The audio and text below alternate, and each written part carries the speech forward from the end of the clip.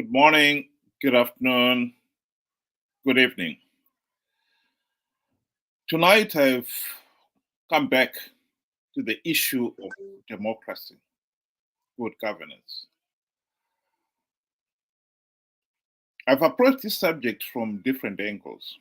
Last time we were talking about what the Greeks thought of what will make a good citizen.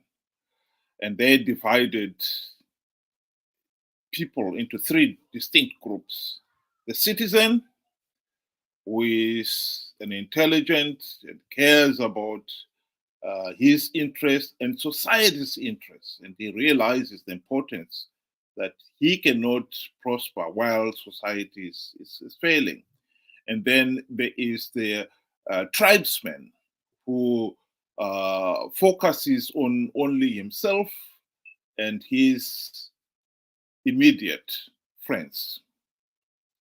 And then there is the idiot who only care about me, myself, and I, and doesn't care about anybody else. And how it is very difficult to have a healthy and functioning democracy when you have got citizens who are in the last two categories.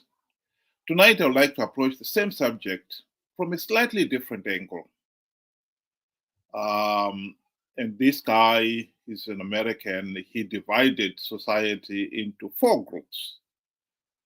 And so let's listen to what he had to say, and then we'll comment on it and discuss it. Have you ever encountered someone who staunchly defends a politician, leader, or public figure, regardless of the controversial statements they make? I'm sure we've all seen those devotees who passionately praise their chosen idol despite obvious flaws in logic and judgment. Let me ask you this. Have you ever been baffled by why an otherwise intelligent friend blindly follows a pundit who routinely argues against common interest? Or why someone excuses a wealthy businessman's callous policies by pointing to their financial success as proof of profound wisdom? If you've had frustrating experiences with seemingly intelligent yet stubborn devotees of irrational leaders or policies, then you'll likely relate to Carlo Cipolla's famous writings on human behavior. Cipolla was an economic historian and professor who formally studied and classified various types of foolish thinking, teaching at the University of California, Berkeley. In the 1970s, Cipolla became fascinated by patterns of stupidity and unintelligent decision-making across societies throughout history. While we often think of stupidity as simply a lack of knowledge or intelligence, Cipolla argued it has fundamental laws and predictable root causes independent of other traits. His satirical yet insightful treatise proposes that human stupidity follows distinct mathematical patterns governing choices that go against common sense and self-interest. As the basis for his theory, Cipolla categorized people into four behavioral groups. The intelligent, those who benefit both themselves and others.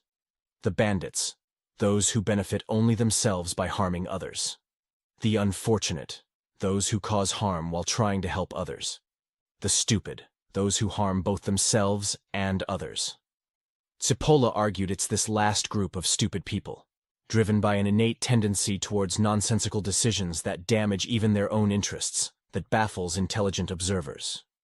And the root causes driving such stupidity come from characteristic flaws like arrogance, self-delusion, persistent ignorance, absent-mindedness, and more. Cipolla's first law of stupidity is, always and inevitably, everyone underestimates the number of stupid individuals in circulation. Here, Cipolla means that people assume at any given time that individuals thinking or acting stupidly must be a small fringe group among the general population. We figure societies couldn't function otherwise if a large number of people didn't behave rationally most of the time. Yet, as Cipolla points out, this assumption underestimates just how many stupid people exist, and how ready large segments of the population are to think and do stupid things. Like in Germany in the 1930s, when millions of ordinary citizens supported the extremely aggressive and unjustified actions of the Nazi Party, enabling enormous atrocities that brought no benefit to average German families. The world was horrified to realize how regular teachers, doctors, musicians could enable such unrestrained racism and cruelty when caught up in nationalist frenzy, instead of recognizing it as a moment of profound stupidity. Cipolla's second law of stupidity states, the probability that a certain person is stupid is independent of any other characteristic of that person. Here Cipolla means that even wealthy, educated, skilled people can also be stupid. Cipolla considered stupidity as a human characteristic, like having blonde hair or black eyes. Cipolla posits stupidity is a variable that remains constant across all populations. Every category one can imagine, gender, race, nationality, education level, income, possesses a percentage of stupid people. There are stupid college professors. There are stupid people at Davos and at the UN General Assembly. There are stupid people in every nation on Earth. Look at all the educated fans who become blind devotees of music or movie stars, for example, suspending good judgment no matter what their beloved celebrity says or does. The star's talent and fame somehow paralyze the part of fans' brains that should foster critical thinking. Similarly, many people automatically assume business leaders must make good choices just because they became wealthy. Yet history shows seeking profits need have nothing to do with wisdom in other domains. Such leaders gain followings of people who leave their own judgment aside. Cipolla's third law of stupidity is, a stupid person is a person who causes losses to another person, or to a group of persons, while himself deriving no gain and even possibly incurring losses. What Cipolla means here is that people or entities that behave stupidly inevitably cause harm, trouble, or negative outcomes for others around them, even when they gain nothing from their stupid actions themselves and may in fact make their own situation worse. For example, destructive authoritarian governments through history that pursued brutal, corrupt policies at the expense of their own citizens. Such regimes caused tremendous financial losses and suffering for millions of people, while the ruling class hoarded power and wealth only for themselves.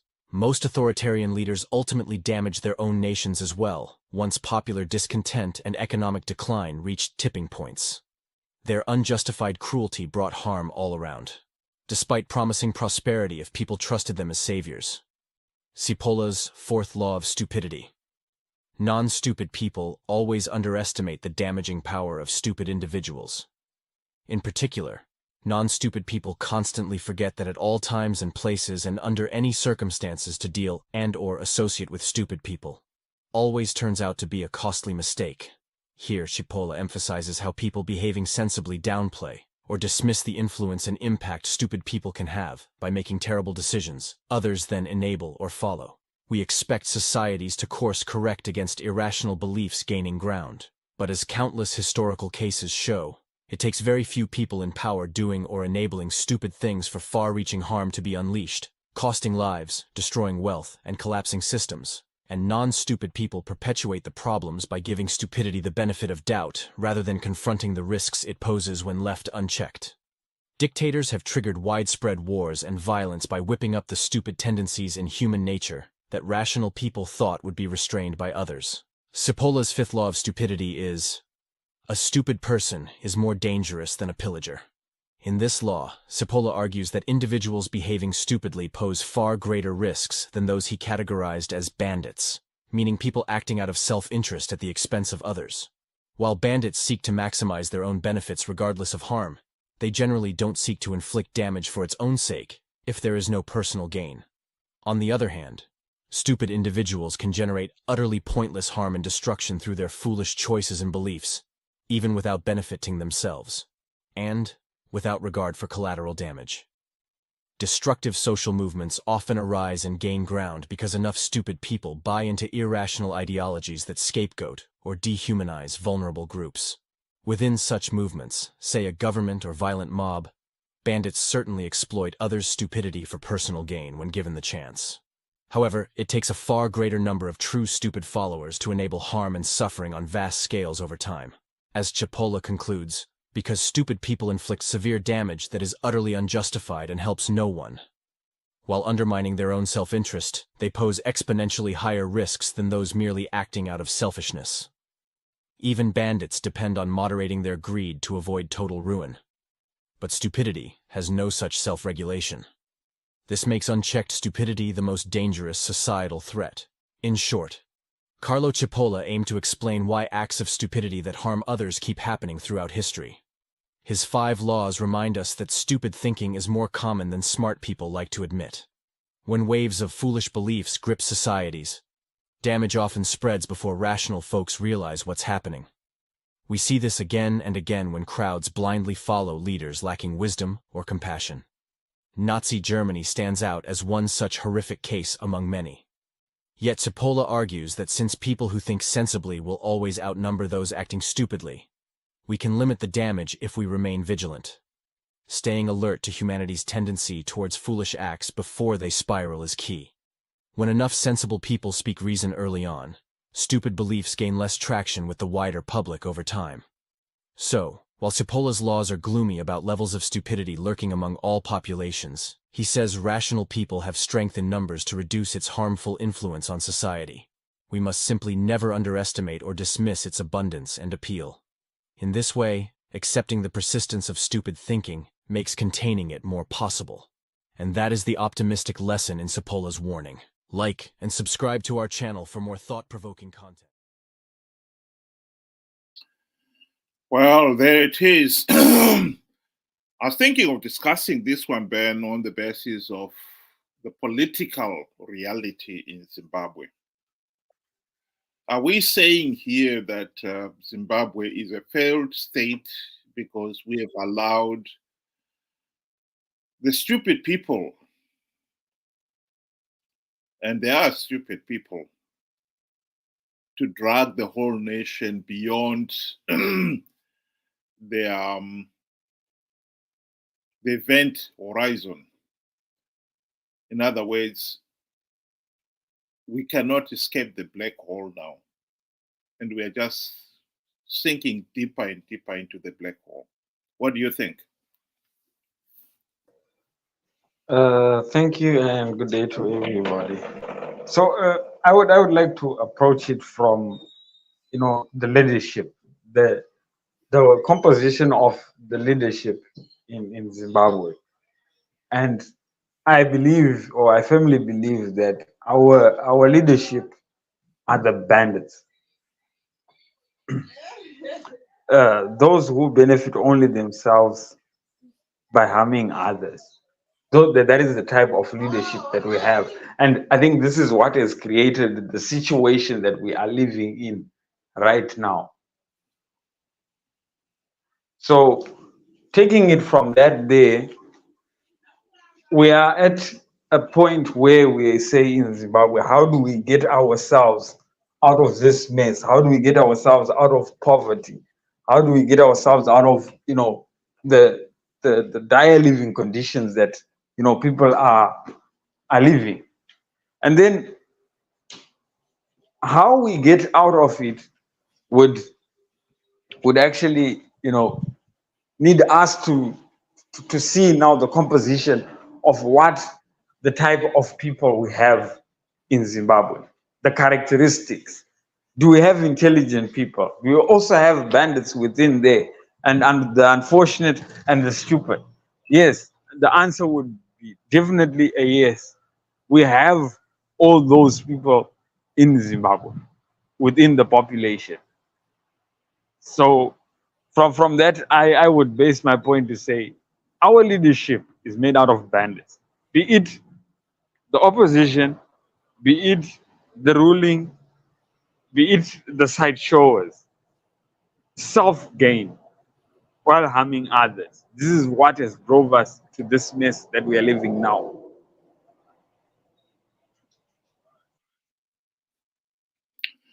I'll agree with you there that the leaders have shown the bandit mentality of benefiting only themselves while harming others. But I think in this explanation, what the professor was trying to say there is that the bandit would never go beyond. He will also realize that it gets to the point where that becomes self-harm, what he's doing. is not benefiting even himself, and he will not go beyond that. But in our case, I think we've got our leaders who are bandits. We've got the bandit mentality, but in their stupidity as well, they failed to realize those boundaries. Because I do not believe that even Mnangagwa would think that he is benefiting himself when the country is in such a sorry state that basic facilities have all but collapsed. When he is rigging election, I think some of them have moved into the position where they are so desperate to hang on to power that they are now forced to commit serious crimes, because they are afraid that if they were to lose power, they'll not only lose the wealth that they've looted, but they'll also likely to be called to answer for some of the things that they did. When you're looking at people like Mnangagwa, I think it's no secret that he has shed a lot of innocent blood. He has committed serious crimes, and he is afraid that he will be held to account. So that is where I'll put the leaders myself.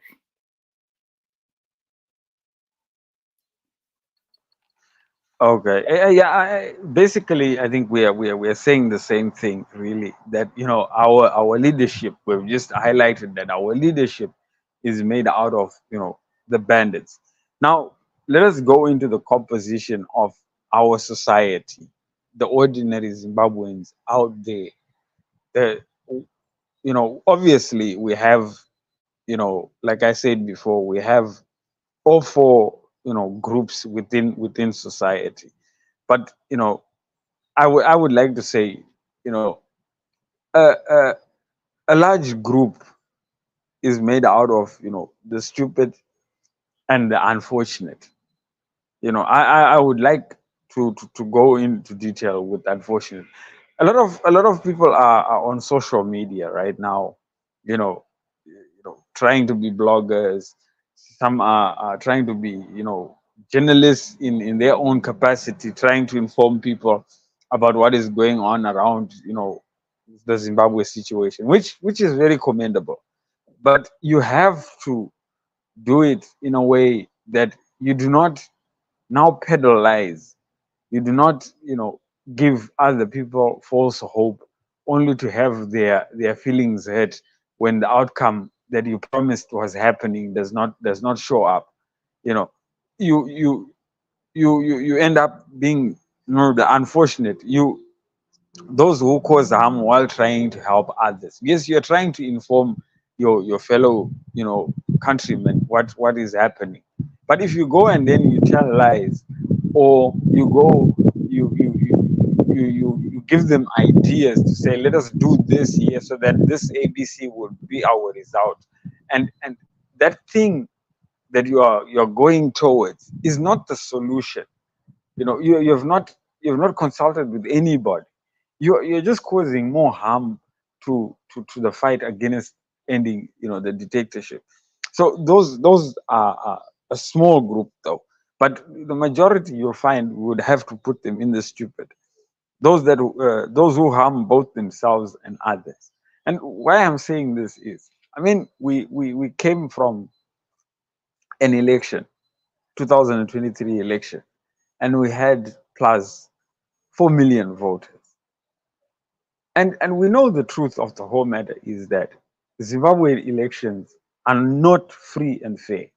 I mean, we have evidence from SADC, we have evidence from the EU, we have evidence from AU, just to mention a few, that said the same thing. But you find out that despite knowing all this, people still continue to participate. Thus, perpetuating their own what? Their own suffering. This is where it comes to say, causing harm to what? To themselves and others.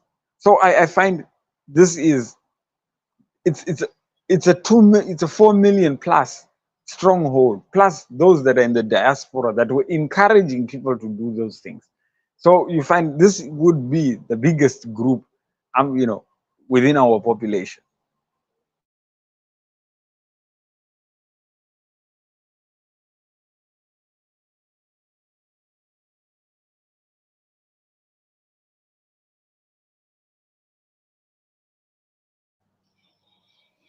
Sorry, we started on the wrong foot.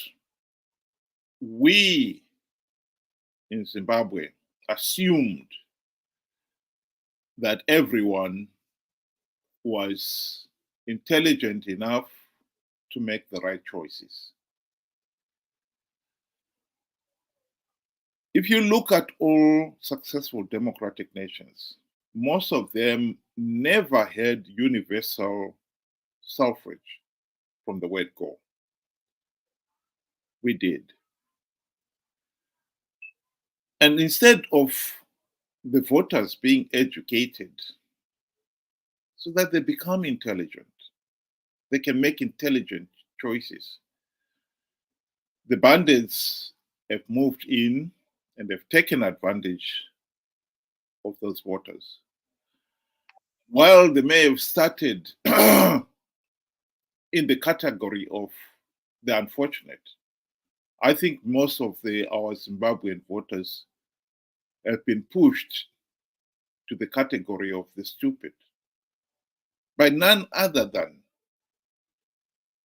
the country's political leaders who wanted to take advantage of them.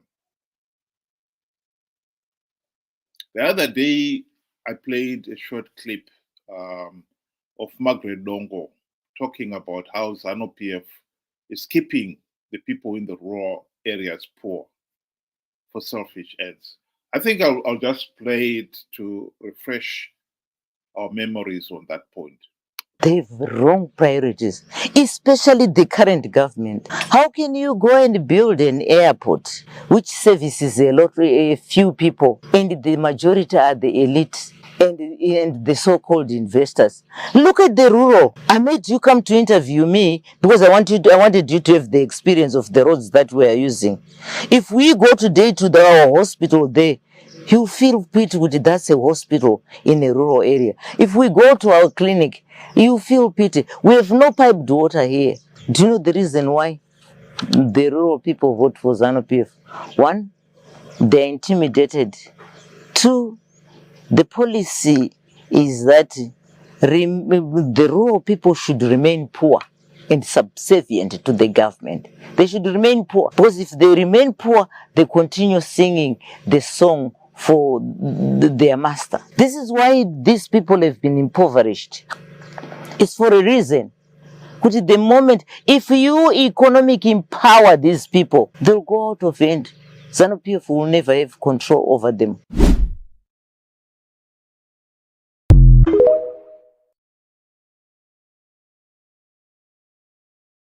A very important point there. In the case, he's saying economic poverty, but I think it's also this issue of intelligence, being informed, being educated, so that you can make the right choices for yourself. The regime and the opposition have deliberately kept the majority of our people ignorant, naive, and gullible. We talked the other day about the 2 million or so people who voted for Chamisa because they believed him when he said he had plugged all the vote-rigging loopholes. It's an outrageous statement. Indeed, pathetic, considering that the country did not have a verified voters roll. Chamisa himself failed to deploy election agencies at polling stations, a common sense thing you would say to stop Zanu PF rigging the elections. He did not, although he had the money for it.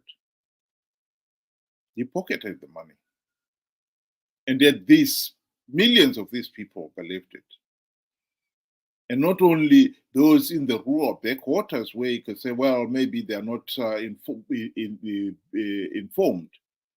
Even those in the urban centers, even those in the diaspora, we should be better informed. They cheered and applauded the elections last year, even though it was clear the process is flawed and that participating in it would only lead to giving Zanu PF legitimacy and thus perpetuating the dictatorship. It is amazing how stupid people have become, that they are participating in a flawed process to perpetuate their own suffering. And this has not happened only once. This happened in 2013. And it happened again in 2018. And it happened last year. And right now, we are looking at it, history repeating itself in 2028. That is truly stupid. Those people are harming themselves and others. And when you talk to them, like some of us have done, we've become public enemy number one. Some of us have been labeled Zanu PF CIOs and called all manner of names, because these people were infuriated to be told that Chamisa lied about plugging the voting in loopholes. They didn't want to admit that they were foolish to believe the lie. And what makes them really stupid is that they are hanging on to those lies only to help Chamisa con them into participating 2028 and thus perpetuating their own suffering. That's the tragedy of Zimbabwe. You know, I wanted to also add to say, you know, I must commend Zimbabwe for having a high literacy rate. However, a high literacy rate does not mean that one is intelligent. Literacy rate is the ability to know the basics, to write your name, to count, you know, that is about it. So we shouldn't then boast to say, you know, we are learned people, we are highly intelligent. I think that's where we miss the point of the meaning of literacy rate. But then let's look at the root causes that are being spoken about by the professor, the doctor here. He says the root causes are arrogance, like you were saying. When you give advice to say, come on, ladies and gentlemen, look, we have been, I'll give you an example about participation in rigged elections.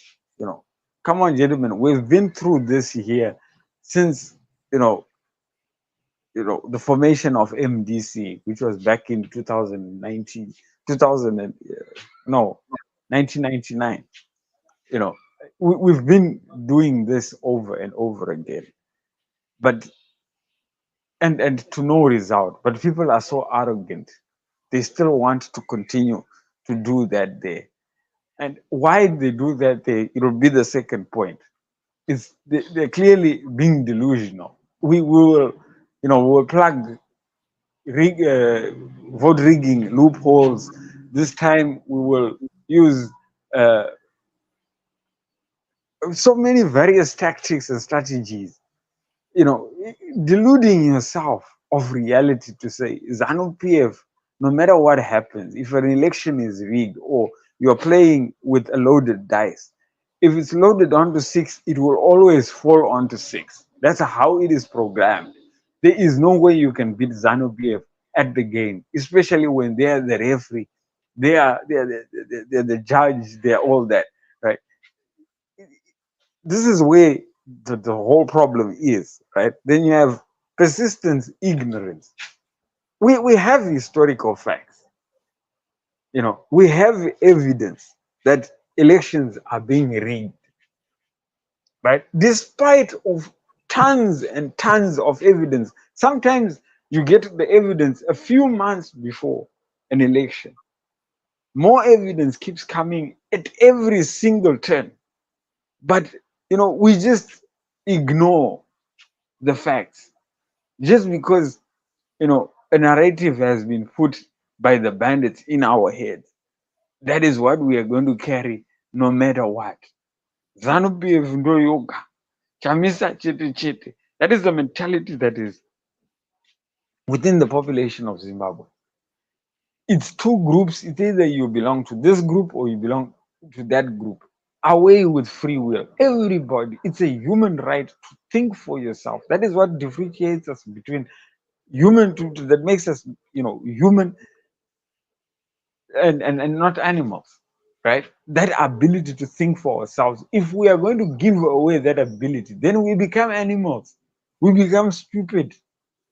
You know, this is where we find ourselves, and you know, absent-minded, basically couldn't care less, right?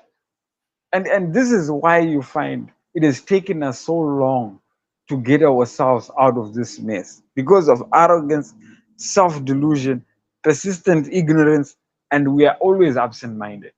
I think these are no, the root causes for sure. He labeled them, and we're experiencing them. So I must agree with the professor here. He's got it spot on, and he describes Zimbabwe as we are living it, as we are seeing it right now. Thank you very much, Benjamin. My concluding remark would be that we are in the 21st century. For us to spend the last 44 years post-independence and we still can't hold free, fair, and credible elections is something for all of us, all Zimbabweans, wherever we are, to be ashamed of. In this day and age, we are failing to define what constitutes free, fair, and credible elections. Of course, there's no pride in that. We should rightly be ashamed that we are failing to do so. I seriously, sincerely hope that Zimbabweans are going to take the trouble to make sure that 2028 elections are either free, fair, and credible,